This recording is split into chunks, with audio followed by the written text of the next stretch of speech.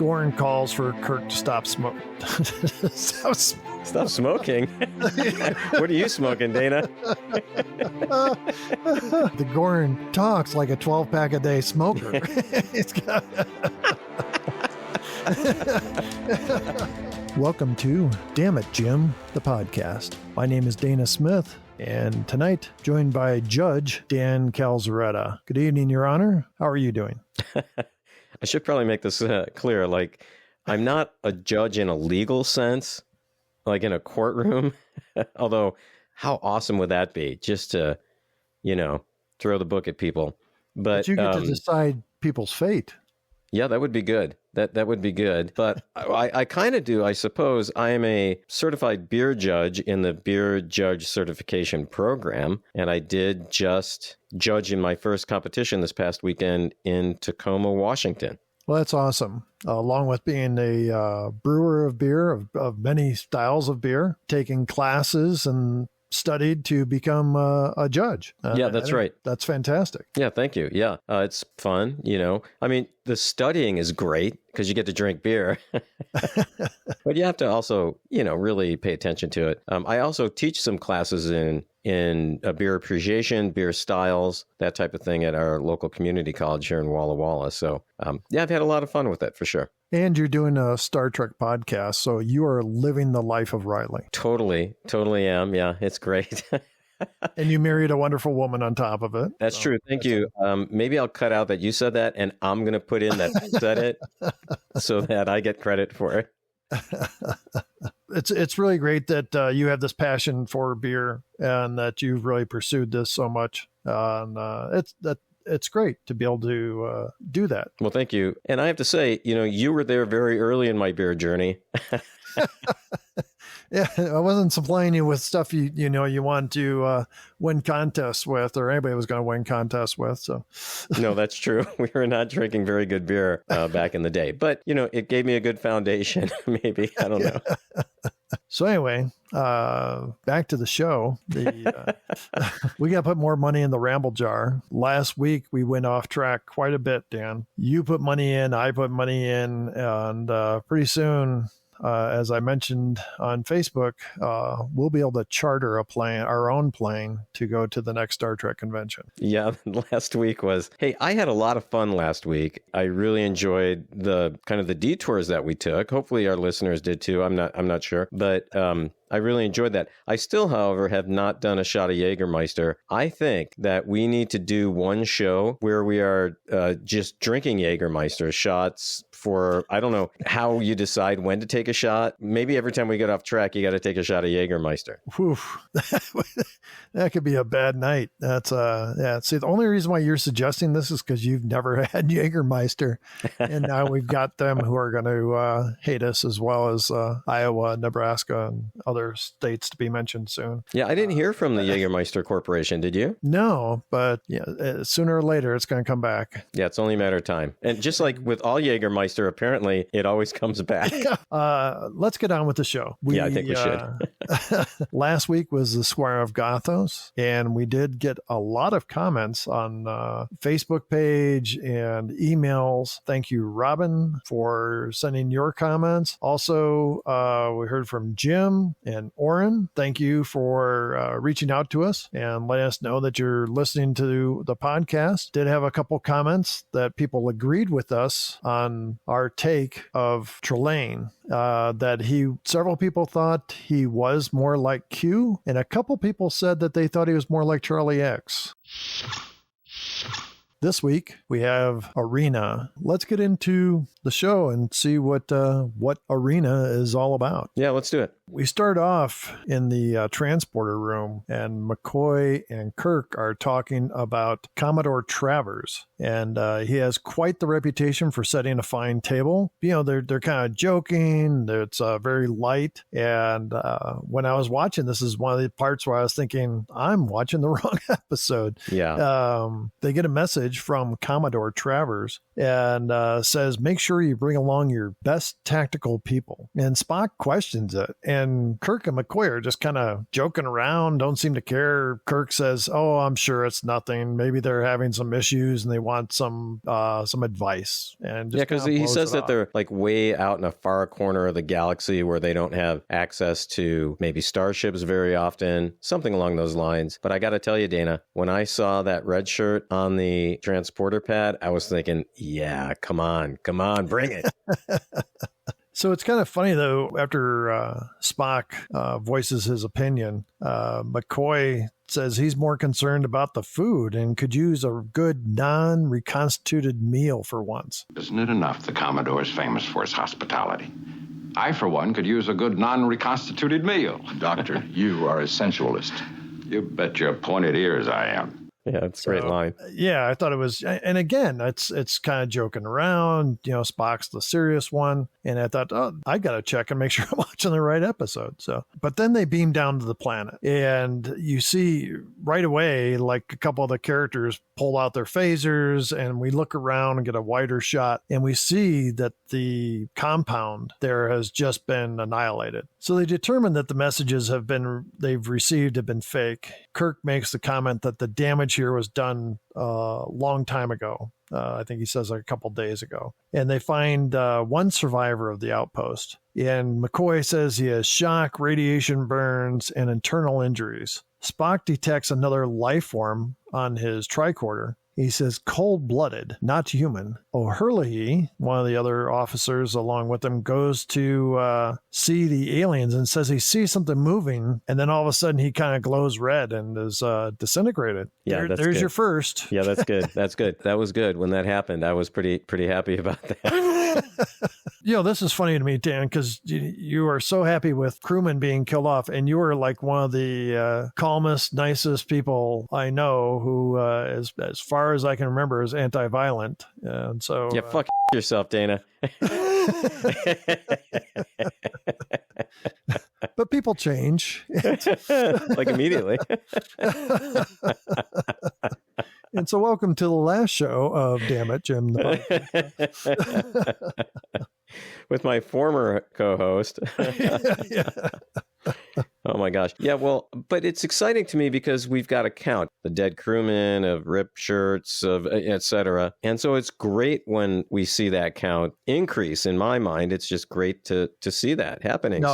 Otherwise, why would we keep the count if we didn't get excited about the count going up? The reason that I'm kind of excited about it is after the entire run of 79 episodes, I'm really, and I'm sure I can Google this, but I don't want to. I want to see it for myself. I want to see how many die on the show, and I'm sure I'm going to be surprised. When we started the count, I thought, how many will there be at the end of 79 episodes? Yeah. And I'm thinking there's got to be over 100. Yeah, maybe we should place a little bet on this. Maybe from our listeners, we get some ideas about what the bet should be, what we should be betting for, I guess is the way to put it. And then we can take those into consideration and see if any of those are as bad as the ones we would come up with.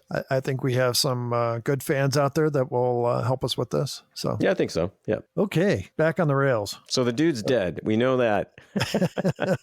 Suddenly, the whole team is being shelled, and it's like it seems like mortar fire, but it like rocks the whole area. Kirk calls the Enterprise, and Sulu says they are under attack, and they can't beam up the team. And Sulu says that their screens are up. Now, again, in this first half of the first season, they're still trying to get the terminology down and the nomenclature and so on. I mean, we know screens as shields now. In any of the early episodes, have we heard the term shields? It seems like we've had shields or screens or something. This is the first time, and we'll mention this again, that they reference the Federation. They don't call it the Federation of Planets. They just call it the Federation. Yeah. Kirk sends Kelowitz and Lang to lay down suppressing fire. Kirk says he should be up on the ship, his ship, because the ship's under attack. He thinks that he can handle the situation best on the ship. And then Kirk makes a run for the arsenal and is nearly blown up. Kirk calls to the Enterprise again and orders photon torpedoes locked on. He tells Sulu to do whatever he has to do to protect the ship,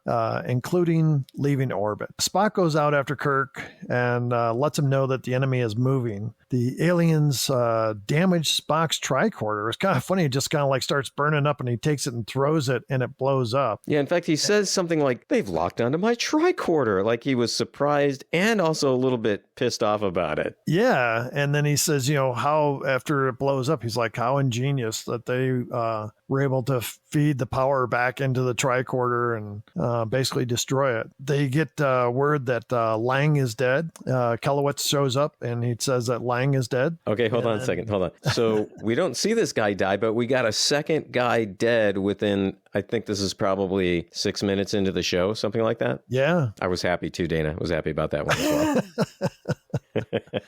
So Kirk finds this mortar from the arsenal and pulls it out, and then they have like these blue grenades, I guess they were. They looked, you know what they look like to me, Dana? Like big paintballs. Yeah. They look like big blue paintballs to me. Yeah, can I say something about when they're loading that thing? Actually, there's two things I want to say. So they're loading this mortar, and so the guy is still alive, Kelowitz, who I think had the blue shirt on. So the yellow shirt guy died, and the red shirt guy died, which I found interesting. But he says, they're off to the right, and he gives them like the distance and the angle to shoot the thing, but Kirk never moves it. He never like turns it toward the right. The second thing is they're in kind of a crater, right, is where they've taken cover, and that's where they have this mortar / paintball kind of thing. And if you watch this carefully, you can see the shadow of someone walking, like someone from the crew walked by. I watched it a couple times, and there's a shadow that just walks by. I'm like, what could that be? No, maybe that's just smoke. Maybe smoke's blowing by. I went back and looked at it again. Someone from the crew walked by, and the shadow is cast over the actors and over the crater that they're in. And I just was like, well, maybe they just didn't have time to go back and fix that. They're just like, well, we'll just have to deal with it. So after they fire, Sulu reports that the alien ship has stopped their attack and their shields are down, and he believes that they are transporting people up from the surface. Kirk tells him to lock onto the ship as he doesn't want to lose it, and then orders the medical personnel to beam down and look for survivors. Next thing we see is they're back on the ship and they're pursuing the alien vessel. Kirk, Spock, and McCoy are talking to the injured man they found, and he says that the attack was relentless and it kind of came out of nowhere. He says they tried to tell the attackers that there were women and children on the outpost, but the attack kept coming. He says there was no reason to attack them. Well, maybe whoever's doing the attacking just did not like kids. Or women, apparently. Or men. Or anybody. So then we see Kirk and Spock in Kirk's quarters. And Kirk is suggesting that the reason for the attack was to bring the Enterprise in and attack it. It was a trap. The Enterprise is the only protection in this section of the galaxy, Kirk says. And the attack was an invasion. And Kirk calls for a red alert and battle stations. Sulu says the alien ship has gone to warp 6, same as the Enterprise. So Kirk orders that they go to warp 7. Spock gives Kirk a look. Something the matter, Mr. Spock? A sustained warp 7 speed will be dangerous, Captain. Thank you, Mr. Spock. I mean to catch them. We'll either catch them or we'll blow up, Captain. They may be faster than we are. They'll have to prove it. Scotty's always talking about the ship blowing up. You'd think he'd have a little more confidence in his own ship. So did I tell you, though, about the time that I met James Doohan? You have never told me that you met James Doohan. Oh, this is great. This is a great story. So I don't think, Dana, this counts as going in the ramble jar, but maybe at the end of the story, you make the decision, okay? And then you can decide, based on the length and or quality of the story, how much should go in the ramble jar. All right, so here's the story. When I was going to community college, just outside of Chicago, it was called Triton Community College, I worked for the radio station. James Doohan came to campus as part of a tour for NASA. And one of the things they did after he kind of gave his little speech is showed all these outtakes or bloopers from Star Trek. And that was really funny. I wanted, though, to get him to do like a promo for the radio station. It was called WRRG. People are waiting in line after the whole presentation's done. And I don't know, there must have been an hour's worth of people waiting in line. And he's patiently signing autographs, being super gracious. And I'm the last person in line because I figure I don't want to bother him when he's signing autographs. I want to be the last person so he can do this little promo. And I get up to him and I introduce myself. He said, "Oh, it's a little too late to do an interview," because it was late, It was probably 11 o'clock at that point. And I said, "Oh, I don't want to do an interview," which looking back on it was probably kind of, obnoxious on my part.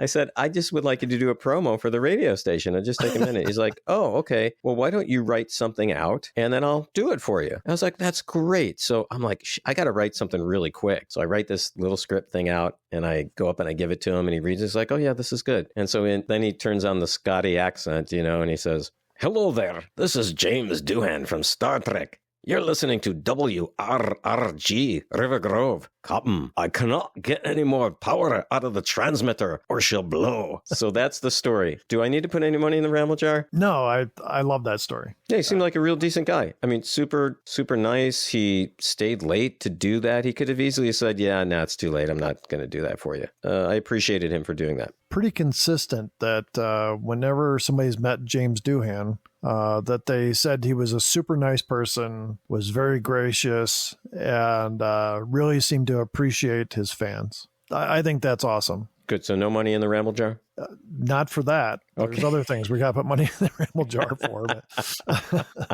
All right. So Sulu then says the alien ship is at warp 7, and Kirk orders that they go to warp 8. Everyone looks shocked. Kirk orders the phaser banks be ready, and Sulu reports that they are closing in on the target. The helmsman, who's Mr. DePaul, reports that they are approaching an uncharted solar system. Sulu reports that the alien craft is slowing down. He goes, warp 7, warp 6, warp 5, and then it comes to a complete stop. You could see Kirk is like ready for battle, and he's, telling the phaser crew to be ready and all this stuff. Suddenly, the Enterprise is slowed, and then it comes to a complete stop, and it's like as it's slowed, they kind of like shake, like somebody slammed on the brakes. Yeah, and everyone gets thrown forward, don't they? Yeah. Phaser team says that they have no power, and suddenly the screen changes, the main viewer screen, and it looks kind of like a kaleidoscope image, multicolored. The voice comes on and says that they are the Metrons. And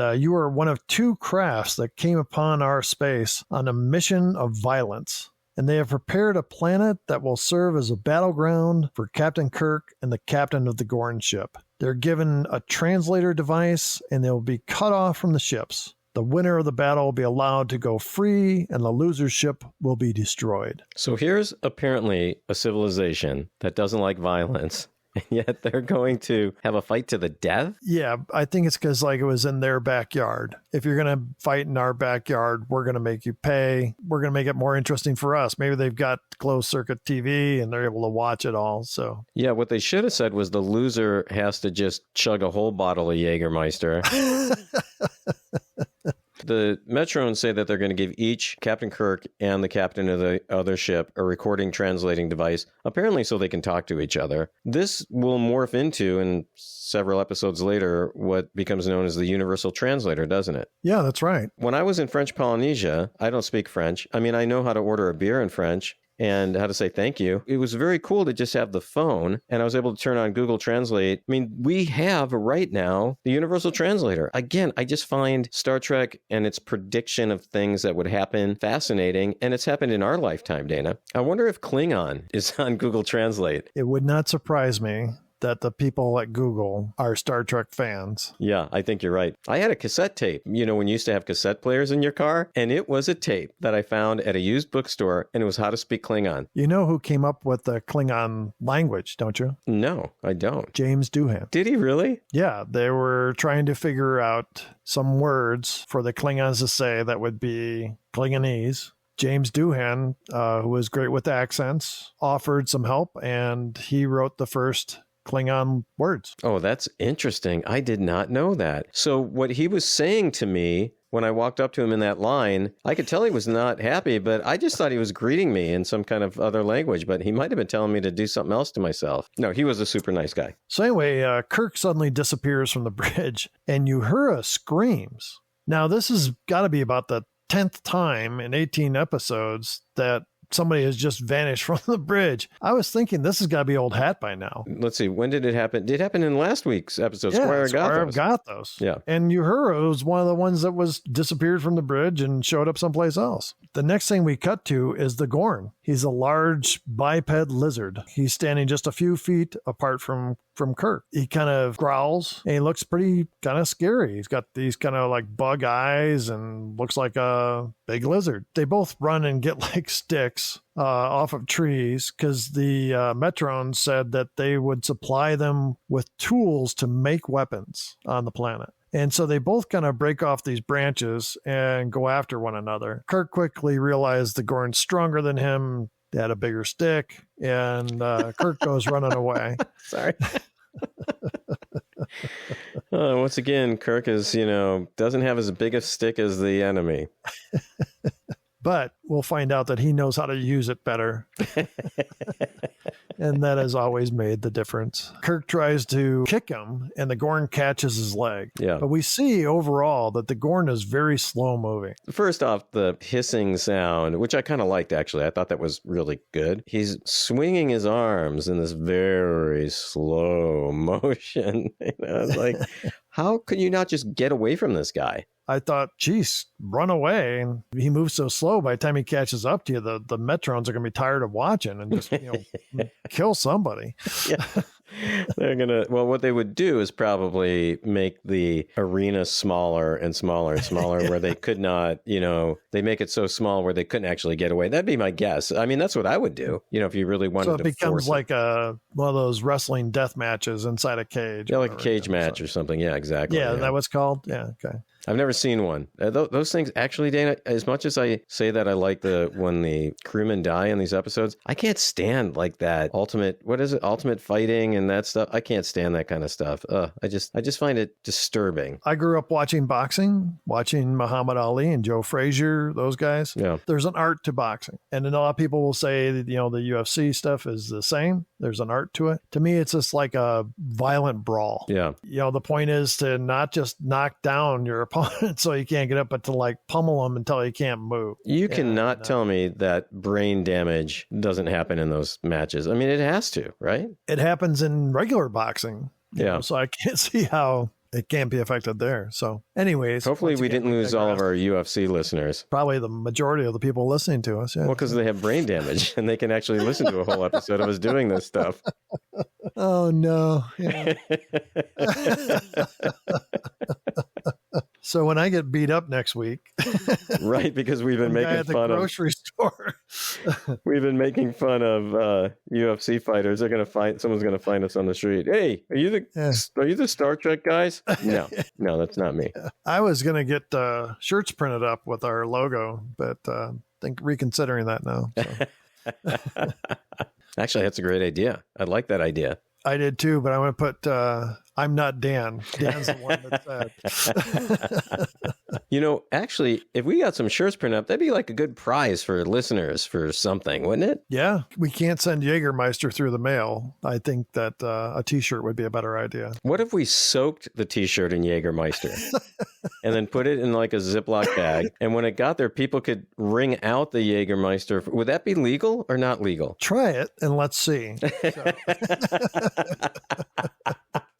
All right, I'm going to send you a package, Dana. So. You worked for UPS, though, for a while, didn't you? Oh, yeah. And you told me a story about a human head. You got to tell that story. Yeah. How it works is trucks come in from one facility. Well, one of the packages was leaking. God, no. Yeah. And so they pulled it aside, tried to see, what the packing label was. I worked outside refueling trucks. And so this was inside, but we noticed that one of the lines that was running stopped. The UPS, nothing stops. Yeah. We came in, I think I was on break, and somebody said, did you hear what they found? And they said that they found a human head in a box that had been put in like a garbage bag and then put inside of a box. And they put in like formaldehyde or something with it because of shipping, moving stuff. The box got damaged. It was leaking. So They eventually opened up the box to see what it was that was leaking, see if it was anything that should be dangerous, since they couldn't find a packing, and they found this human head. Now, did you see the head? I did not, nor did I want to.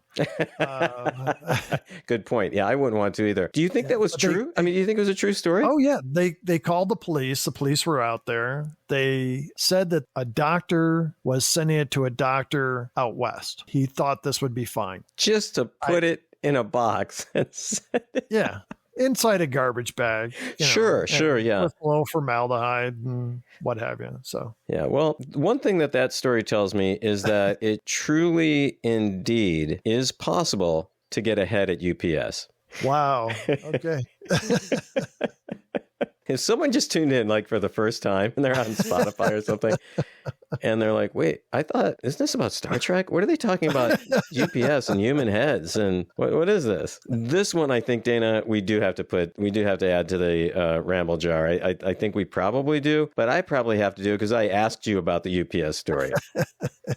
I agree. Okay, so I'll break out the ramble jar in a little bit, and we'll toss some change in there. Okay, so now, where are we? Where are we in this episode? Are we even halfway through yet? I don't even think we're halfway through. It sure doesn't feel like it. No, it doesn't. See, so we met the Gorn. Oh, and Kirk makes a comment. I faced the creature the Metrons called a Gorn. Large, reptilian, like most humans. I seem to have an instinctive revulsion to reptiles. I must fight to remember that this is an intelligent, highly advanced individual, the captain of a starship like myself. Undoubtedly, a dangerously clever opponent. I don't know. I've had friends who've had lizards as pets and they were not repulsed. So I don't know if it's most humans have a repulsion towards lizards. Yeah, I don't have that repulsion. There'd be other things that I would maybe be repulsed by before a lizard. I don't own any, and I would have no desire to own a lizard. No, I wouldn't either. I don't even know how you play with a lizard. Do they fetch? Do you think they'd even fetch? Can you teach them to do anything? Why would anyone want a lizard, Dana? Why? Especially if it's going to grow up to become a Gorn. That's true. That's really true. I do want to say something about the Gorn. I found the costume both menacing looking and ridiculous at the same time. I was looking closely, like, can you see seams? Can you see where they pull the boots on? I really couldn't see that. I really thought the costume was pretty good. What did you think of the Gorn costume? I still thought, like, the way the eyes looked, it looked very menacing. Yeah. For the 1960s, I thought it was pretty good. Yeah, I actually kind of liked it. As I started to say before, the Gorn moves very slow. And when Kirk tries to kick him, the Gorn grabs his leg and tries to bite him. Kirk gets away and he runs up this rock face, picks up a rock that he seems to have trouble carrying. So we think it's got some weight because Kirk's a strong, virile man. And it's bigger than a football, about the size maybe of a basketball. Maybe about the size of, I don't know, a human head. Maybe, yeah. Depending on we'd have to take that to UPS and see if that would be about right. But heavier than a human head. Yeah, or a human head with a lot of brains. Yeah. Yes. It looked really heavy. It did look heavy. Yeah. So he takes it and throws it at the Gorn, and it hits him right in the chest. Yeah. And just bounces off. And so the Gorn goes over, and there's like a boulder, and he picks it up and hurls that at Kirk, and he misses. So along with being slow, he doesn't have good aim. But still, then we get the immediate idea that this Gorn is much stronger than Kirk. Kirk tries to use this translator as a recording device. And it's kind of funny because he makes a log, like, he's on the ship and letting people know what happened to him. And he says, if anything happens to me, whoever finds this. And the Gorn is listening. Kirk says, barehanded against the Gorn, I have no chance. On the ship, McCoy comes to the bridge and says to Spock, what are you going to do? And Spock says, nothing I can do. So back on the planet, Kirk is checking out some of the minerals around and makes note that the surface has large deposits of diamonds. And we see the Gorn, he's doing something, he's tying a vine around a rock, and he's seems like he's preparing a trap or something for Kirk. And then Kirk goes and watches, and he sees the Gorn like sharpening a rock, like he's making a spearhead or something. So Kirk sees a boulder up on top of another rock higher up. So he goes up the rock and he really makes it look like he's pushing something heavy. But you can tell, once again, it's a styrofoam rock. Right. So he finally pushes it down. The rock hits the Gorn and knocks him down, and it looks like he's dead. So Kirk comes down kind of valiant, and the Gorn pushes the rock off. Right. And gets up. And that thing he was sharpening, it looks like an obsidian knife that he's making, right? I mean, it's a very sharp kind of thing that he's going to try to stab Kirk with. So the Gorn comes, and he's chasing Kirk, and Kirk stumbles into the Gorn's trap. And the Gorn comes up, thinking, how the hell is he going to get out of this? But we forgot, the Gorn is very slow moving. So the Gorn first moves the rock out of the way that's pinned Kirk to the other rock. Then he goes to stab Kirk, but again, he's so freaking slow. Kirk is able to roll out of there and get up and run away. Spock calls to the Metrons and says the ship's channels are open. He asks that they communicate with him, and he gets no answer. Now, on the ship, Dana, at this point, they've got no clue what's happening on the planet, do they? Correct. They're not seeing anything. They're completely in the dark. Just then, the Metrons show up on the screen, the same kind of kaleidoscope look on the screen. He says, your captain has very little time left. Suggests that you make whatever memorial arrangements that are customary in your culture. He says, we are not without compassion. We will allow you to see and hear what is happening. So it's funny. They see Kirk on the screen, and Kirk sits down next to a rock, and Spock notes that the substance next to Kirk is potassium nitrate. So the Gorn calls to Kirk on the translator. Captain! Who is this, the Metron? This is your opponent, Earthling. I have heard every word you have said. All right, what do you want? I weary of the chase. Wait for me. I shall be merciful and quick. Kirk says, like you were to the people on Cestus III. Gorn says they were intruders into their space. We destroyed invaders as I shall destroy you. Cut back to the ship. McCoy asks, Can that be true? Was Cestus III an intrusion on their space? It may well be possible, Doctor. We know very little about that section of the galaxy. Then we could be in the wrong. Perhaps. That is something best decided by diplomats. The Gorn simply might have been trying to protect themselves. Yes. McCoy has this really great realization that I think is at the core of the main message of this show, which is, how do you tell an explorer from an invader? Kirk goes back to this area where he had found these bamboo trees type things. And they're kind of hollowed out looking. Spock says, watches what Kirk's doing. He's like, good. Says he knows, Doctor. He has reasoned it out. And then right now, we're kind of wondering what the hell Spock's talking about. But Spock seems very intrigued. He says if Kirk can find sulfur and charcoal deposit, or even ordinary coal, McCoy kind of gives him a strange look. He says, recall your basic chemistry, Doctor. Gunpowder. Mythbusters, I don't know if you ever watched that show. I actually used to really like Mythbusters. They did an episode on this. Could they use these things that Kirk finds on this planet and actually make gunpowder out of it? And their response was, or their findings were, no. Their findings were no. So the Gorn calls for Kirk to stop running. Now, we watch as Kirk finds the substances he needs and continues to gather them together, including the diamonds. Kirk is preparing the combination as Spock and McCoy are watching it. And Spock says he can do it if he has time. But then the Gorn is coming around the corner, coming around one of the rocks. The gun fires and shoots diamonds and rocks at the Gorn. Yeah. And it's a hit. I mean, the Gorn's only 6 feet away. Yeah. And so the Gorn's knocked down. Kirk goes to kill him. He's ready, and then he says, no, I won't kill you. Maybe you thought you were protecting yourself when you attacked the outpost. So Kirk goes away from the Gorn, and he yells up at the Metrons, I won't kill him. You'll have to get your entertainment somewhere else. Next thing, the Gorn captain disappears. And then there's a tall, thin figure of what appears to be a young man in kind of a robe of sorts. It looks kind of Roman. Yeah. And he's got the sandals, right? Yeah. And he looks like he really needs to get some sun. This guy is very pale. Very pale. Very pale. He says, you surprised me, Captain. By sparing your helpless enemy who would have surely killed you, you displayed an advanced trait of mercy. There is hope for you. Perhaps in several thousand years, your people and mine shall meet to reach an agreement. You are still half savage, but there is hope. We will contact you when we are ready. So Kirk, next thing, Kirk appears on the bridge, and everybody's kind of gets up from their station and asks if he's all right. And Kirk says, I don't know. He says, I really don't know. And then he sends everyone back to their posts and says, let's get out of here. So Spock asks, I would be interested in knowing what finally happened. We're a most promising species, Mr. Spock, as predators go. Did you know that?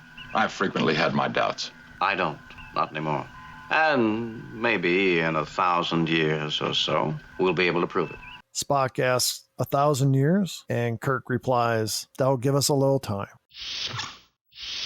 So, Dan, let's talk a little bit about the dilemmas and maybe the themes here in the show. Okay, one of the big dilemmas I see, Dana, is based on perspective. So the Gorn see the Federation as invaders. The Federation doesn't even know the Gorn exist, but obviously the Gorn, this is their space. The Gorn see the colonists on Cestus III as invaders into their space. We see these examples even in American history, the conflict between Europeans and Native people who already lived here. This is not new, is it? It's a terrible truth. Yeah, that's a great way to put it.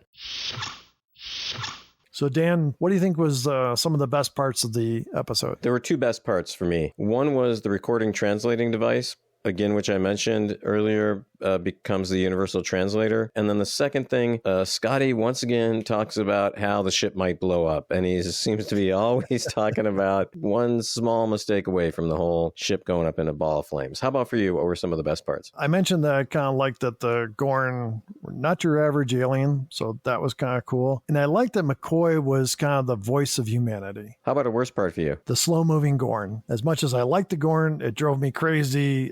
I wouldn't mind him slow moving, but he was like ridiculously slow moving. Yeah, I agree with you. One of the worst parts for me was, again, I mentioned this earlier, the styrofoam rocks. We've seen it in this episode and some others. Those are just not good. What about some things that were going on in the world at this time? Last week, we mentioned that the Monkees had the #1 hit in the U.S. With the song I'm a Believer. This show aired January 19th, 1967. And the Monkees were still #1 in the U.S., but they were also #1 in the U.K. with the song I'm a Believer. Something interesting I found a couple days later, January 21st, 1967, the first encounter between a computer and a master-rated chess player in a tournament. The Mac Hack computer program designed by Richard Greenblatt of the Massachusetts Institute of Technology, also known as MIT, almost defeated another MIT student, Carl Wagner, who was rated as a little above master. Let's get to the counts. I'm so excited about this, Dana. First, the dead crewman count, Dana. What do we have for this week? We have one that we see get disintegrated and one we do not see on screen. So correct me if I'm wrong, but that's 2 dead crewmen. That is 2. So we are now up to 25 and a half dead crewmen, Dana. What about the shirtless Kirk, ripped shirt Kirk count? I didn't see a ripped shirt. So that's 0. We're still stuck at 8. How about the he's dead count? I don't think there was any. No, not in this episode. So 0. We're stuck at 3. I'm a doctor, not a fill in the blank. No, that was, and I didn't really think there was a place for it in this. No, there wasn't. 0 for this week. We are stuck at 1. So, Dana, what do we have for next week? Next week, Dan, is Tomorrow is Yesterday. I really love this episode, Dana. There's going to be a lot to talk about with Tomorrow is Yesterday. All right, Dana, once again, I had a great time. I'm looking forward to next week. Dana, have a good rest of your week. I'll see you next time. Okay, Dan, thanks a lot, and live long and prosper. Thanks once again for listening to Damn It, Jim, the podcast. We'd love to hear from you. Please send us an email at dammitjimpodcast@gmail.com or join the discussion on Facebook or Twitter. Make sure to join Dan and Dana next week for Tomorrow is Yesterday. Have a great rest of your week, and remember to live long and prosper.